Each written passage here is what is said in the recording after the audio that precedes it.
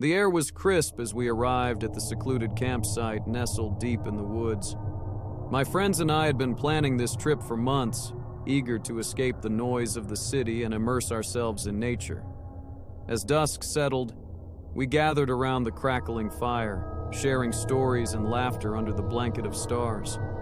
But as the night wore on, an unease settled over us like a shroud. The forest seemed to hold its breath, the silence oppressive and thick. Shadows danced eerily among the trees, casting strange shapes that played tricks on our tired minds. I volunteered to fetch more firewood, hoping the brisk walk would shake off the growing sense of dread. As I ventured into the darkness, the crunch of leaves beneath my boots echoed louder than I expected, amplifying the solitude around me. A rustling in the bushes made my heart skip a beat, but it was just a rabbit darting away. Returning to camp, I found my friends huddled closer together, their faces pale in the firelight.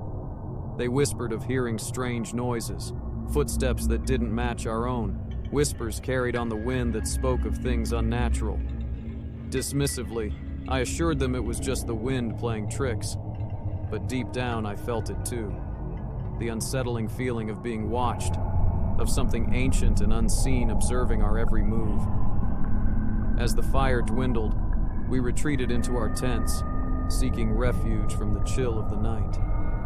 But sleep eluded me, plagued by visions of eyes gleaming in the darkness and whispers that slithered through the fabric of my tent. Every snap of a twig outside sent my heart racing, imagining creatures lurking just beyond the circle of light.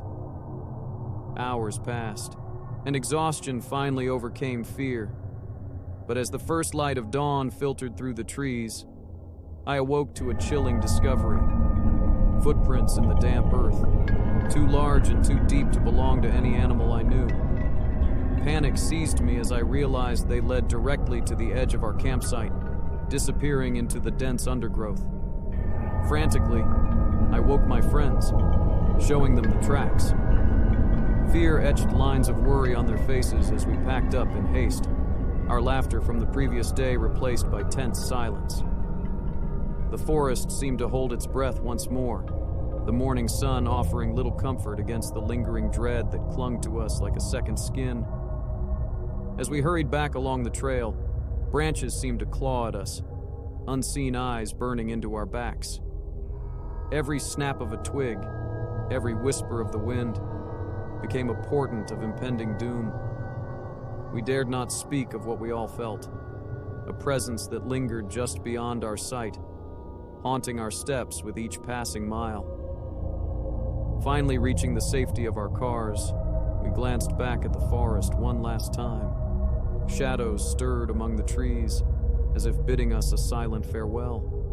The drive home was filled with nervous laughter and forced jokes, an attempt to shake off the lingering horror of our night in the woods. But even now, safe within the walls of my home, I cannot shake the memory of those footsteps, of whispers that echoed in the darkness. The forest holds secrets that defy reason, a darkness that lingers long after the fire has burned out. And though I try to convince myself it was just a trick of the mind, a part of me knows we were not alone that night, and something ancient watches, waiting for the next unsuspecting traveler to wander into its domain